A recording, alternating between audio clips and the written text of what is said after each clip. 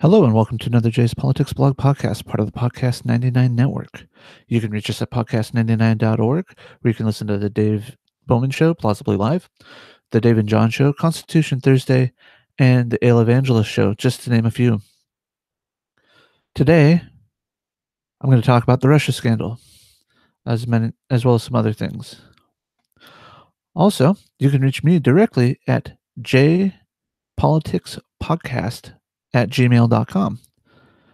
Watch for the Twitter handle coming soon. Hopefully I'll have that soon. All right. So, where do we start at today?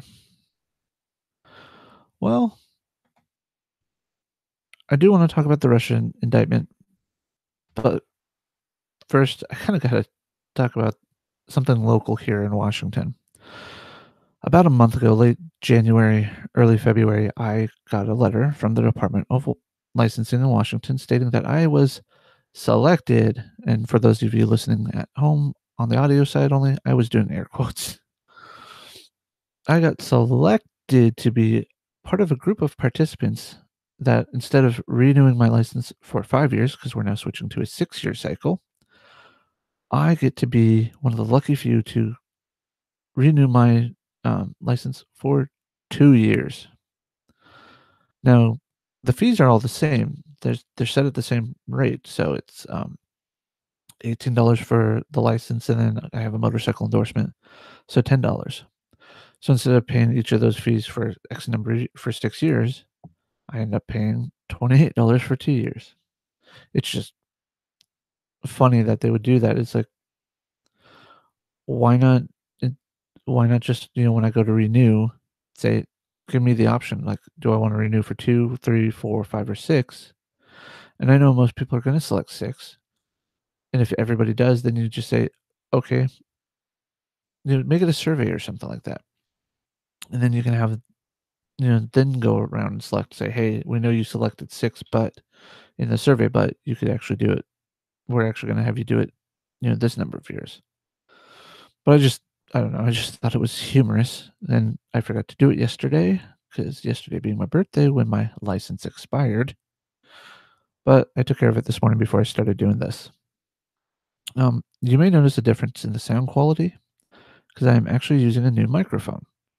This is the Samson Q2U. I did a brief thing on it Saturday when I got it, when I got home from work. But the reason why you're gonna notice a sound difference here, if you're watching on the video, I just lowered the mic. I'm actually running this directly into the USB, and I'm listening to via the headphones, so I can hear myself live. Part of the reason why I'm doing this is I when I travel, I'd like to still be able to podcast. I'd still like to be able to do things. I'd even like to do, like, a vacation podcast, like a traveling podcast episode while I'm traveling. "Hey, I'm going to Disneyland. Here's what I've packed." And then after I go spend a day at the park, "Hey, this is what we did today," that type of thing. Anyways, not really politics, not really anything. The next one I do on Saturday, which, I plan on doing, like, just a general, um, Monday, Tuesday, like, "Hey, these were the kind of the big ones that I did or glossed over a little bit over the This Week in US Politics segment." So, I'm gonna try and focus on the topic at hand today, which is the Russia indictment, which we all probably are sick of hearing about, but I was struggling for a name of the show, and then I thought of the Brady Bunch and Marsha, Marsha, Marsha. Now it's Russia, Russia, Russia. I don't know. I thought it was pretty funny. Anyways, on to my point. My my liberal friends are telling me, "Oh, but the Trump campaign colluded with Russia. They were working with the Russians to try and fool voters, etc., etc., etc." Yeah, they might have tried, but how effective were they? Um, Pardon the noise interruption here. I'm not staying up as high as I thought I was. Try to have this stuff settled before you go live. That's all I can say. Anyways, you try to have this stuff. You, you're trying to prove that they colluded, and yet what we're finding out is that it was just 13 people setting up what's better known as sock accounts, fake accounts to try and sway people to change their opinion, change their beliefs. Now, on on Friday when I did, or Saturday, whatever day it was, it was Friday, I think it was, this week in politics. Anyways, I got the indictment here from the Justice News. It's basically their press release saying that they've indicted these people and whatnot. And I'll put a link to this particular page, not the actual indictment, but at the bottom there is a download attachment for the indictment itself. All right. So, which is 37 pages if you really want to watch it. So I'm going to go ahead, and the beauty of doing this live on Google Hangouts is that I can share my screen. Now, there's software I can pre-record and do the same thing, but I like the live feel better. It helps you um, feel better, gives you a better feel about it. So we're going to share the screen. Grand jury indicts 13 Russian individuals and 3 Russian companies for scheme to interfere in U.S. political system. All right.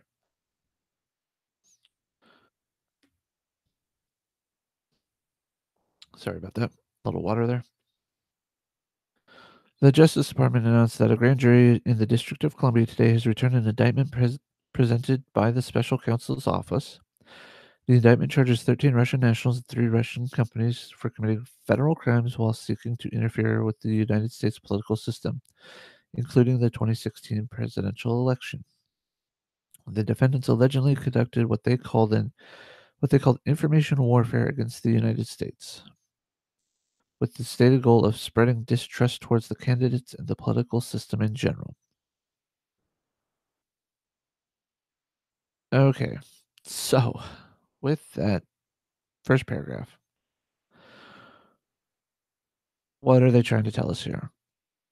Well, they're trying to tell us that these 13 people and 3 companies tried to use things like Facebook, Twitter, other things to sow distrust, to make us distrust the other side so much. Well, that's not hard to do. We distrust each other so much already. They didn't have to try really hard. We got the Republicans, the conservatives on the right telling us, yeah, just trying to tell us that the liberal left is a bunch of fear mongering, hate people that want you to believe that everybody is either, excuse me, everybody's either a um, Nazi or they're a bigot in some way. The left really does believe, well, not all of the left, I should say, but the extreme left really does believe that. If you're not an openly admitted feminist, um, social justice warrior, liberal, progressive, I because I'm sharing my screen, you don't see this, but I'm literally trying to tick off all the different names that you have to be accepted by the far left. It's crazy. I mean, I have been called on several occasions by some of my own customers at my job at night. And I don't even bring up politics. I just hear them talking about things, and they'll ask me, and I'll give my opinion when they ask me. But I've been called a misogynist. I've been called a rape apologist.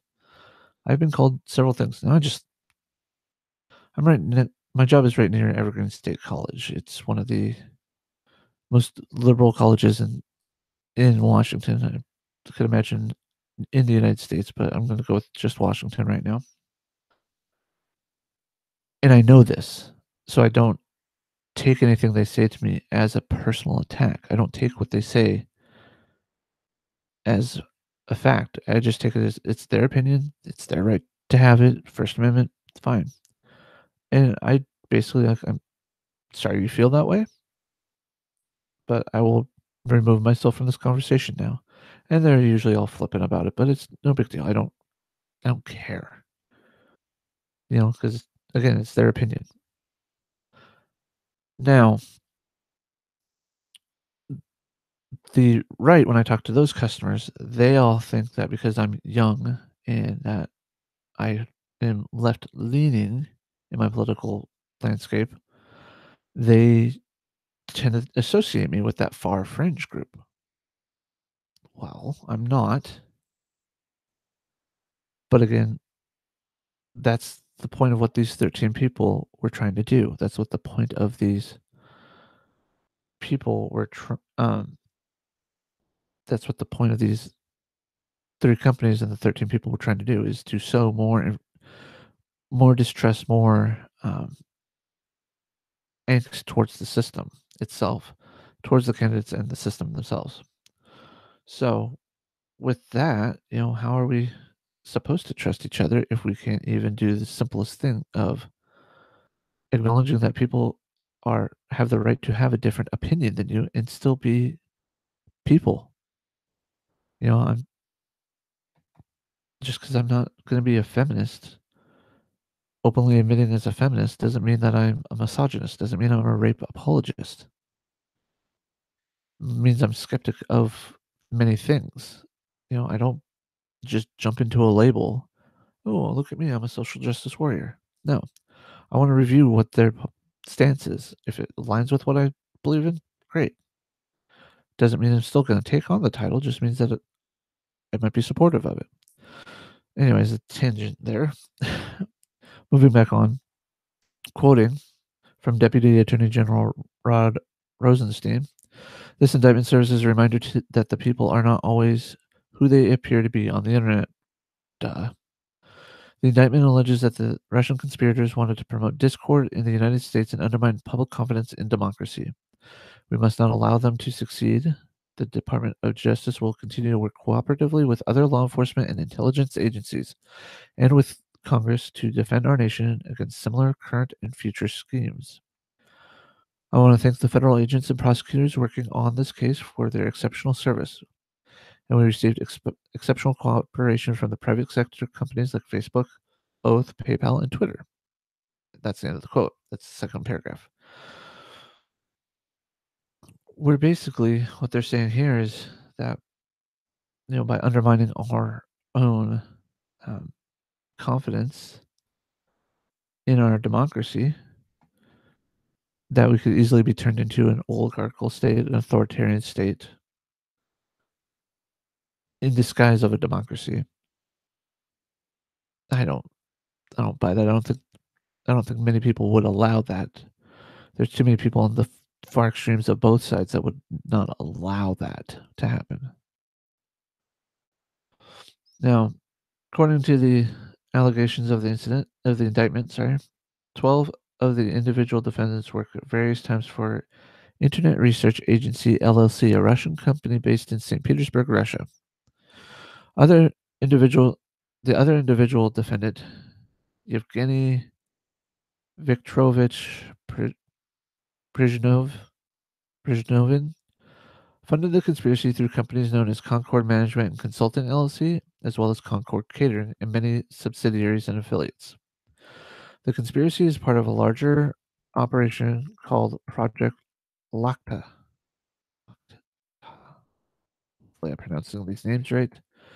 I'm not very fluent in Russian or Russian pronunciations. Project Lakta included multiple components, some involving domestic audiences with the Russian Federation and others targeting foreign audiences in multiple countries. Internet Research Agency allegedly operated through Russian shell companies.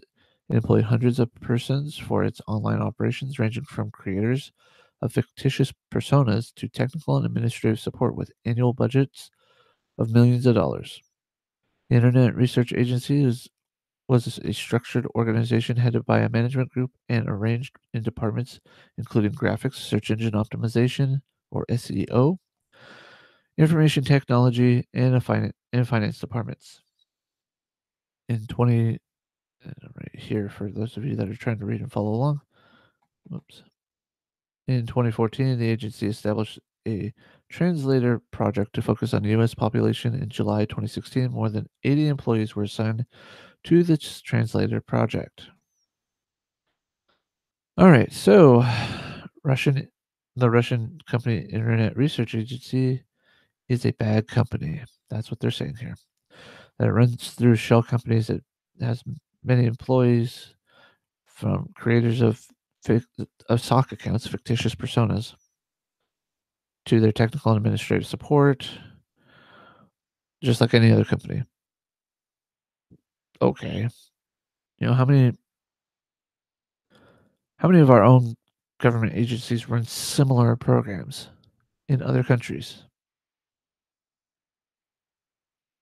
I mean, come on now.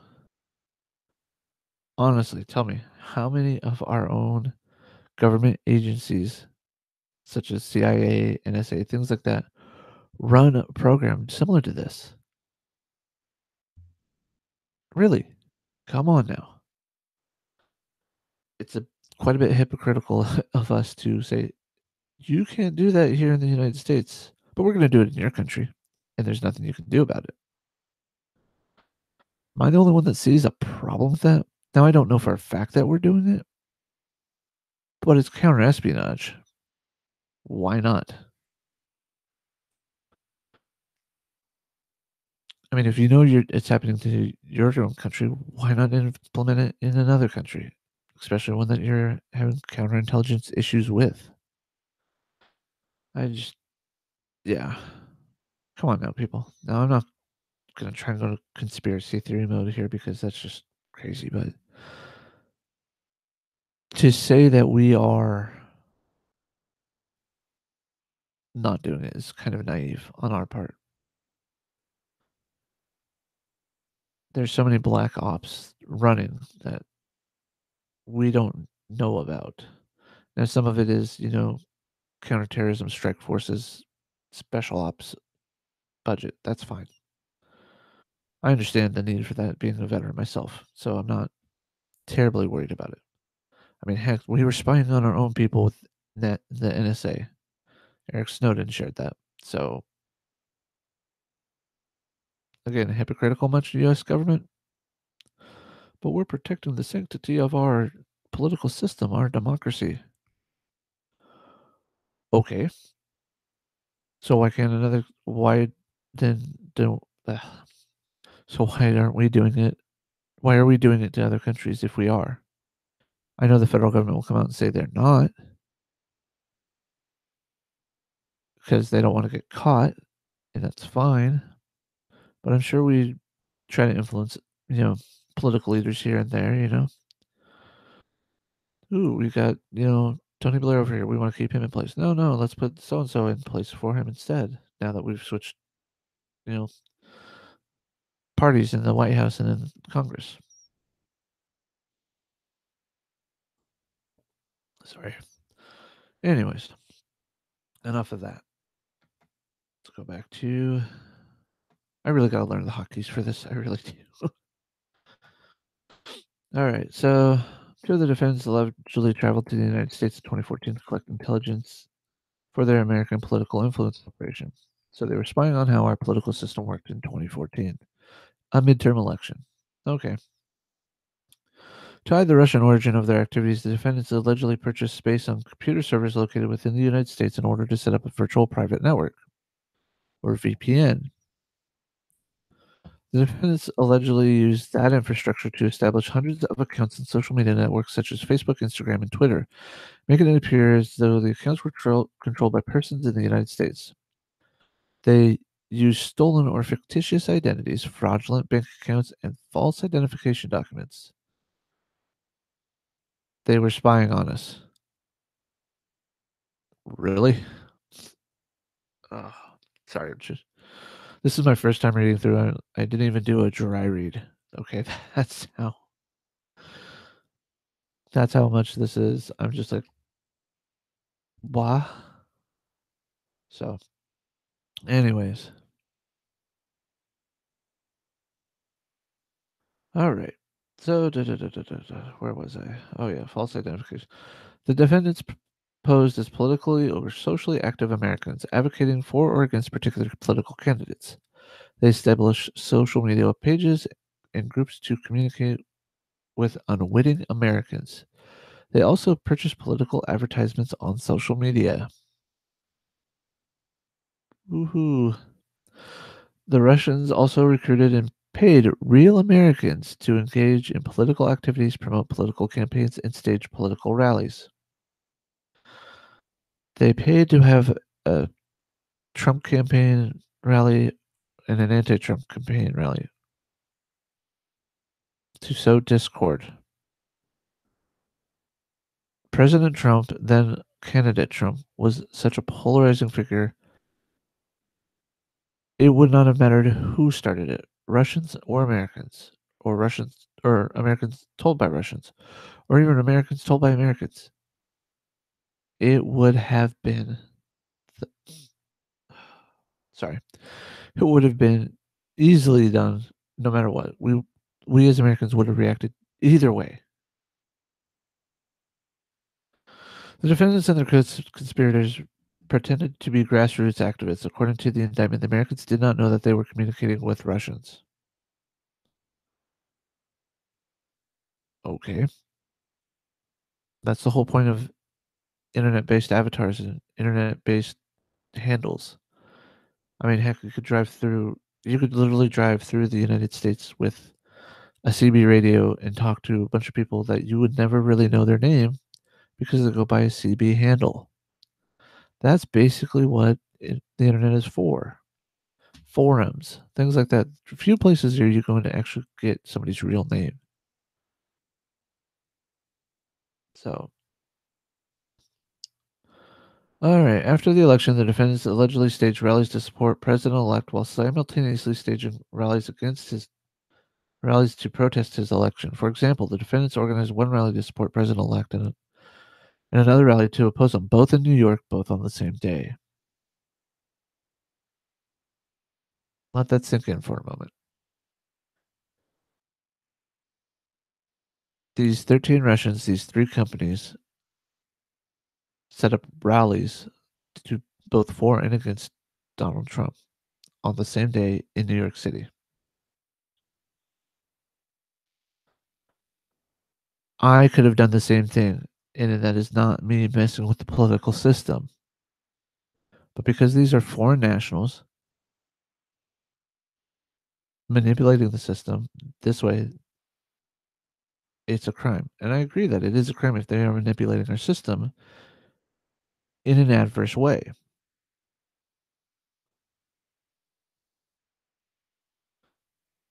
But they were just doing something that we would have done our own selves with this particular example.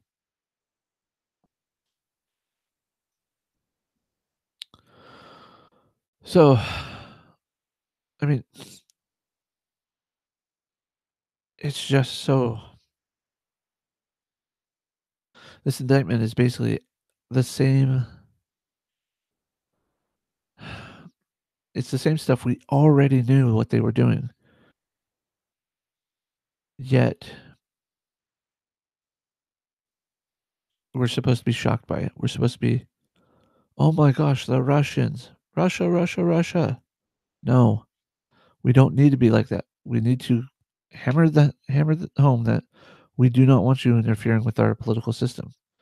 We need to, and if again, this is if it's true, if we are doing the same thing that the Russians are doing, we need to stop. Otherwise, we cannot cry foul when it happens. You know, again, I'm 95% positive that we are doing it. I cannot confirm or deny it because I don't have access to that information. And even if I did, I wouldn't be able to share it with you. But this is just what I know of how our government works and tries to hide things that happen, which is getting harder and harder today in 24-hour media and where people feel slighted by even the most insignificant person in an administration or in Congress. It's automatically, oh, I got to leak this to the news anonymously so that way I don't lose my job, but at the same time, blah, blah, blah, blah, blah, which is really funny coming from somebody who's majoring in communications and public relations field that I actually am upset by the fact that we have leakers in our government. And it's like, if I were to take this degree and become a journalist, I would still be up I would still be upset. I would still be morbidly abhorred by it, but at the same time, I would still do my job. It's not a conflict of ethical opinion. It's just that I just ah, there's certain things that are meant to stay out of the light for a reason. Now that this one's been brought into light, we need to start defending, you know, building the wall between what other countries do to us and what we do to other countries. Anyways, back to reading.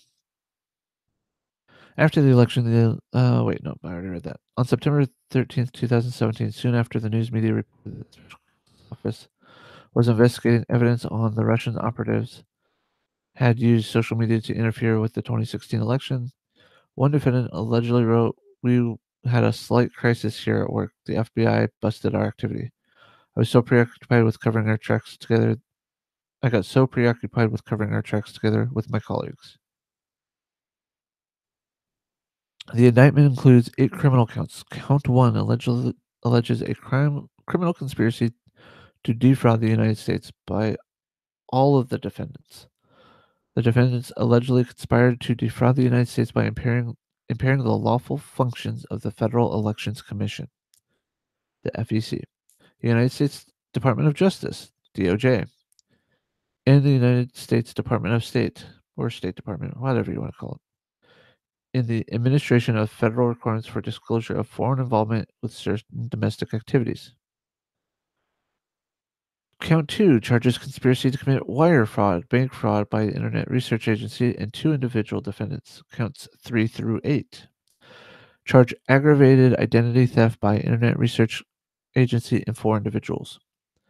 There is no allegation in the indictment that any American was knowing participant in the alleged unlawful activity. There is no allegation that charged conduct altered to the outcome. Sorry. There is no allegation that the indictment that the charge conducted altered the outcome of the 2016 election. Sorry, my brain just froze there.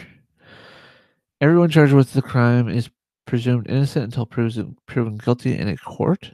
At trial, prosecutors must introduce credible evidence that is sufficient to prove that each defendant is guilty beyond a reasonable doubt, to the unanimous satisfaction of a jury of 12 citizens. The special counsel's investigation is ongoing, and that there's no comments from the special counsel at this time.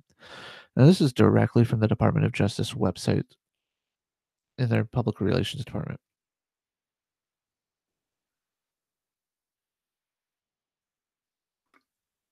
Sorry, I needed some water there. So, basically, what this comes down to, I'm scrolling back up here. Oh, wait, I stopped sharing my screen. Anyways, what this comes down to is that they're saying that these people illegally messed with our political system, obviously. But is there a legal way to do it? I'm gonna take a look here. Let's go with um,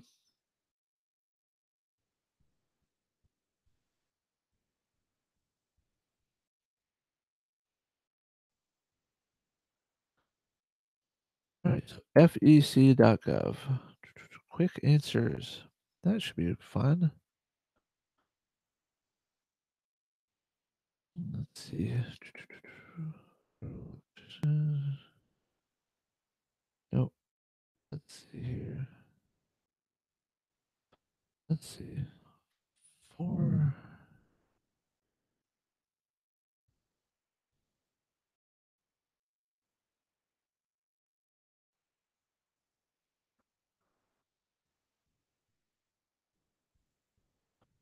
Search foreign involvement.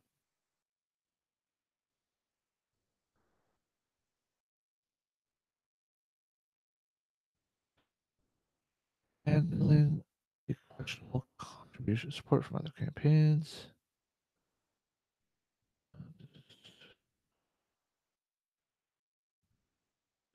Okay, so let's see. Handling a questionable contribution. This is from their quick help, search answer.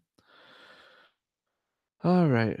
Prohibited contribution campaign is prohibited from knowingly accepting any contributions from a prohibited source. Let's open the link in a new tab. Who can and cannot contribute? Individuals, minors, LLCs, corporates, partnerships, contribution made by individual partners. Who cannot? There we go. Foreign nationals, right there. So even if you were even if so and so from Great Britain, say you're friends with Charles, Prince Charles, you run for office, he cannot donate to you. Yeah. So how to put it? How to put it like that? Basically, you can't personally give your campaign any money at all whatsoever, nor can any British-owned company, nor should super PACs, etc., etc. There should be no way that you could track any of the money given to your campaign back to any foreign nationals whatsoever. I mean, here, let me share the screen just so you can see what I'm talking about. Screen share. Stupid Google. Google Chrome doesn't like me right now. There it goes. And I don't know if you're hearing that, but my mother-in-law is downstairs, not the most sound isolated room. Working on it, but yeah. Anyways, so as you can see, what I did is I went into the FEC and I typed in foreign involvement. Then I came up handling a questionable contribution. I clicked on the link right there. I opened it up as a new tab, scrolled down about a third of the web page. Who cannot contribute? Fourth one down on the bullet points, foreign nationals. So they can't contribute. Doesn't prevent them from saying, "Hey, I am so and so, and I actually like this person." They could link for you. I'm sure they could. Let's see here. Uh,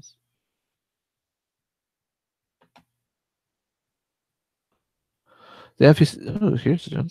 Totally on the FCC records outreach. FEC often receives questions about the rules governing foreign nationals from participating in the U.S. election. While this article responds to some of the most common questions, it does not cover all aspects of a foreign national activity. Readers should consult the FEC Act, or known as the Act, excuse me, and compensation regulations for advisory.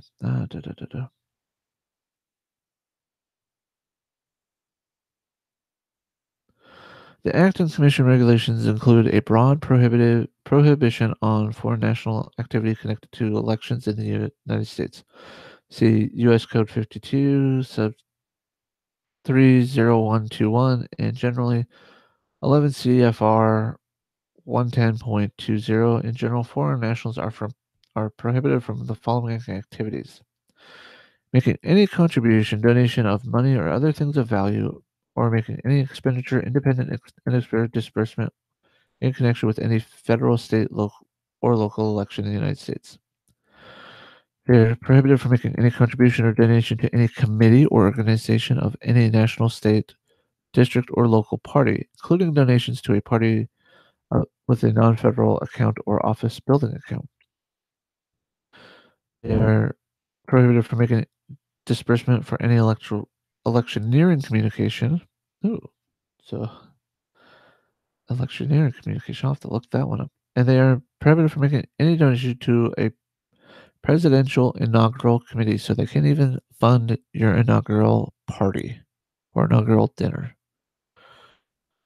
All right, let's see here. Definitions. The following groups and individuals are considered foreign nationals and are subject to prohibition. Foreign citizens, not including dual citizens of the United States. So, like, if you have a parent that was born, if you're one of your parents is from Canada, one of your parents is the U.S. citizen, and you live in the United States, you have dual citizenship in both countries. You can still donate to political parties of your choice. Immigrants who are not lawfully admitted for permanent residence. So, if you're here on a student visa, you can't vote.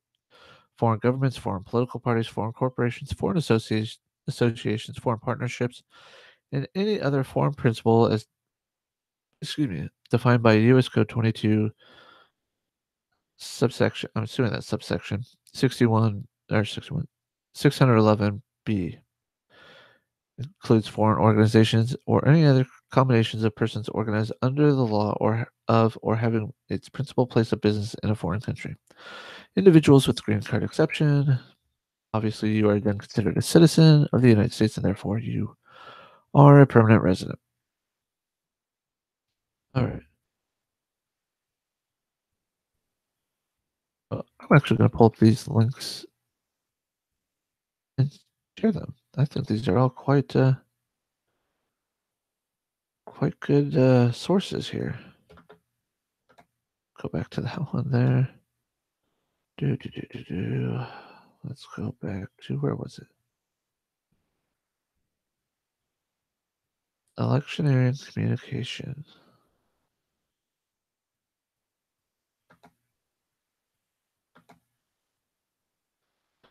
An electioneering communication is defined as any broadcast cable satellite communication that refers to a clearly identified candidate for a federal office.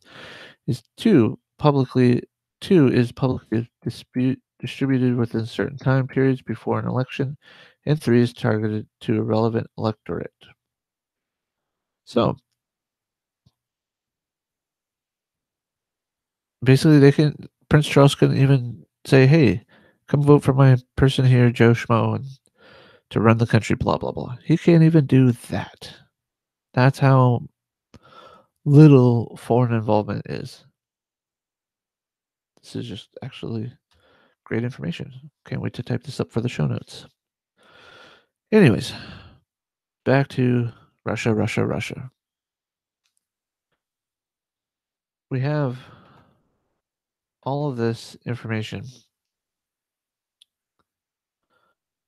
How do we have all this information in the indictment? Got these indictments. Now we gotta wait for them to be proven guilty. That is to say, these 13 people in these three Russian companies are innocent until we can prove them guilty. Just because they're indicted does not mean they are guilty. They also get a jury of 12 citizens. It's going to be hard to find a jury pool if we're all jaded, if you can't hold an open mind, an open opinion on this. I don't like the idea of them at all. Sorry, left it on CNN there for a second. I don't like the idea of them at all, messing with our election. As a veteran, I find that very abhorrent.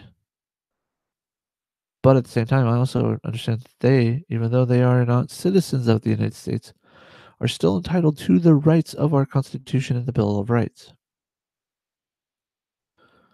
So, this is where America gets it right. Most countries actually do this.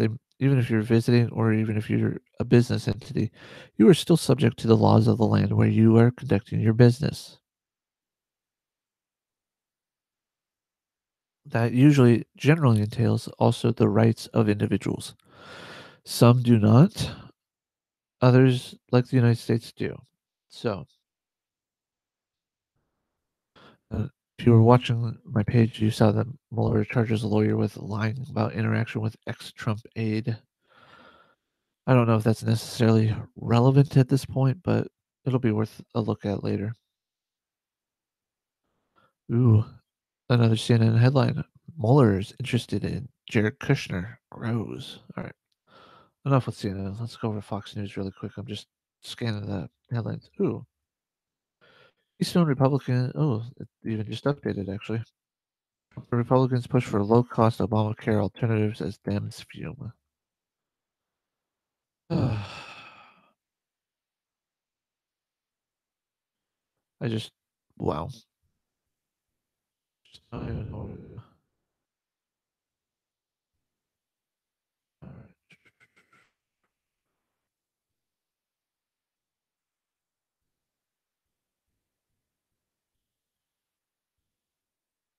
the headline change, and I did not like that. I was actually interested in what it had to say. Oh well. Alrighty, so let's see here. Long story short, yes, Russia was involved with our election as per the indictment. I agree with Dave over at Plausibly Live. It was not effectual. It was very ineffectual in what it did. Should they still be punished for crimes of trying to do this? Yes, I agree. I totally think that. We should not ever allow foreign nationals to influence our election, influence our political process that has stood for what 200 and was it 89 1789. So heck, I can't even do it off the top of my head right now. It's too my brain is too befuddled. All right, uh,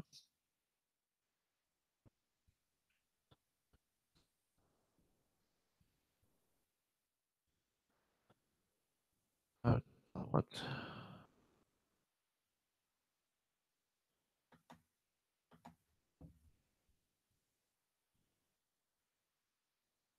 There we go. How long ago?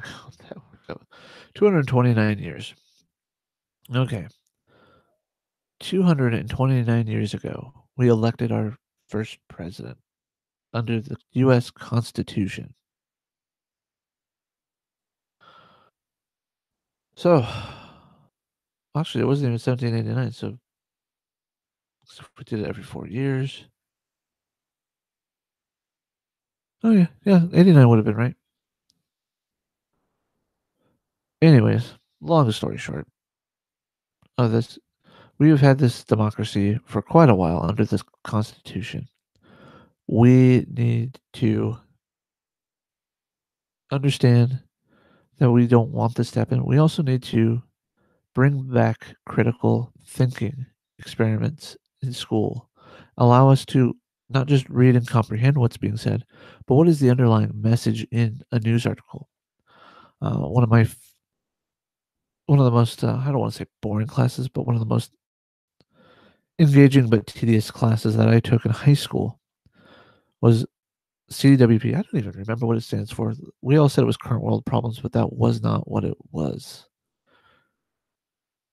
Anyways, we would have to read the newspaper, certain articles, and then we would discuss it the next day.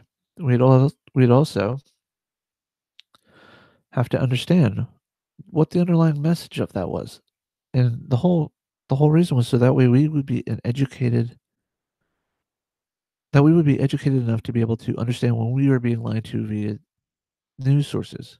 Now, a lot has changed in the news world since those days in 1998 and 1999 when I was a senior in high school.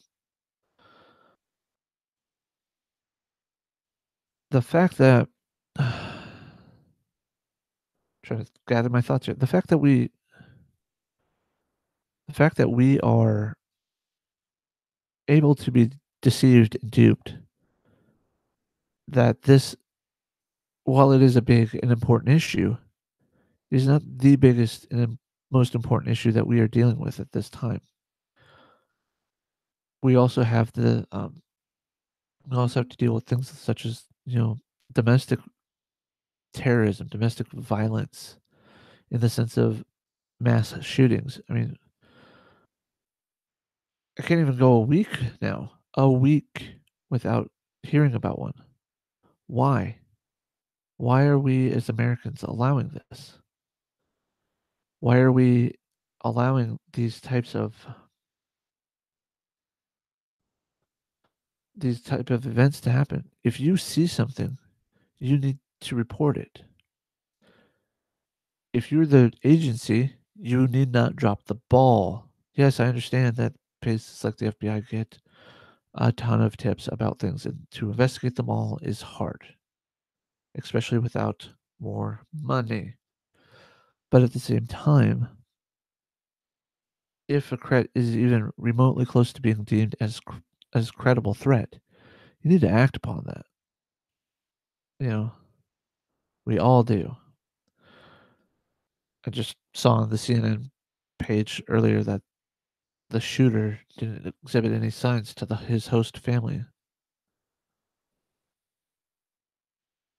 That's because they're not trained psychologists, I bet. I didn't even read the article. I'm not even going to make that big of a speculation, but most people are not trained psychologists. We might take a psych course here or there. We might take a social sciences course here that talks about psychology and psychiatry and sociology and things like that, such as I'm doing right now. Week 7 of 8 in my class. Anyways, that doesn't make us professionals at judging somebody's body language, at judging somebody's motives. We're going to have to decide. We're going to have to decide how we want to do things here in the United States in relation to these. And it's not necessarily gun control, it's not necessarily arm every person with a weapon either. There's somewhere between the two extremes, there's a middle ground where we have to meet. Now, I just want to say, I just want to say, I hope that maybe I could possibly be allowed on the jury, but because I'm doing this, probably not going to be allowed to because they might think I've already made up my mind about it. But if I get the opportunity to be summoned to that federal jury for this, I will gladly take it. I really hope I can because it's our civic duty. It's our responsibility. People talk about jury duty and wanting to weasel out of it. I was in the middle of being hired for the post office when I got a jury notice summons, and what was the first time? Oh, the first time I had it was in February, and one of my coworkers needed a week off, and that's one of the weeks fell on my jury duty. So I asked for an excusal. I went, got it, and then in September I had it, and I don't want to push it off again. So we worked around it. Unfortunately, I did not get called. I would have loved to have, but I didn't. So I just hope that you guys will look at this whole Russian indictment. I will link it in the show notes, and I will gladly send it along. No, not just also include the links to the Federal Elections Commission website too. All that information is really interesting because it allows you to see where this indictment is coming from. It will show you the severity of why they're being indicted, what the seriousness of the crime is. Because, as tired as I am about hearing about this Russian investigation, I'm also very aware of the severity of the impact of what foreign nationals trying to influence our election means. Because all it takes is one time for them to successfully influence the outcome of an election, and that will undermine the entire public belief in the process, and then we end up going to we could end up in some other um, reality, so to speak. We could end up in some other